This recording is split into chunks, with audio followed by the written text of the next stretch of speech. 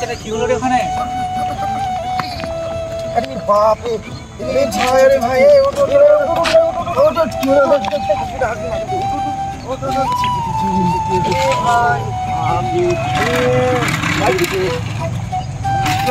কোথায় লেগেছে? বস।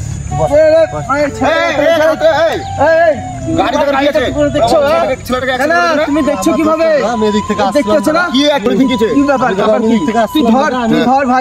বাচ্চাটা আমি এদিক থেকে চলে আসলাম, বুঝতে পারি আমি বুঝতে পারি আমি অত মানে আমি আবার নতুন আমি এদিক থেকে আমি আসতে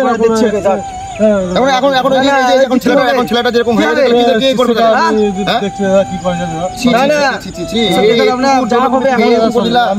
আমি গাড়িটা চাবিটা লে ভাই। না ওসব হবে না। ঠিক আছে, চাবি দিতে হবে। ছেলেটা কি হয়েছে? ওই ছেলেটা গাড়ি চালায়। গাড়ি সেট করো। তুমি গাড়ি সেট করো, দাও ফটো গাড়ি সেট করো, গাড়ি সেট করো।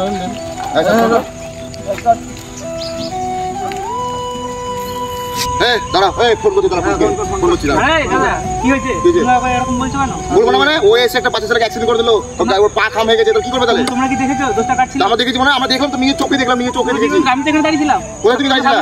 পিছন থেকে দেখেছো? আমরা পেছন থেকে দেখেছি। পুরোটা বুঝা গেছে না, আমরা পুরোটা দেখিনি। দোষটা সাইকেলওয়ালা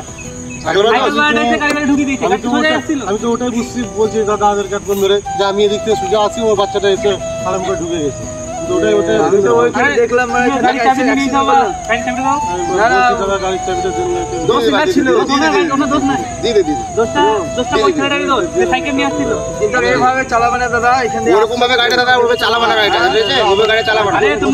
আজকে আমরা পেছন থেকে দেখলাম বলে তাই আজকে ও ভাইটা যদি না আসে বলতো তাহলে আজকে তোমাকে উপর দিয়ে জিনিসটা যেত। ঠিক আছে, যতই যা হোক সাইকেলওয়ালার দোষ হয় না, মোটরসাইকেলওয়ালারই দোষটা হয়।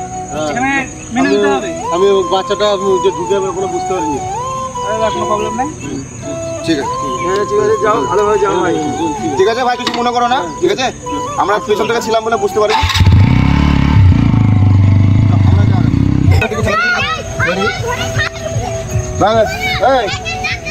চলে গেছে খুব। আর তুই ওইভাবে তুই সাইকেল চালিয়ে আসে রে? কত শুধু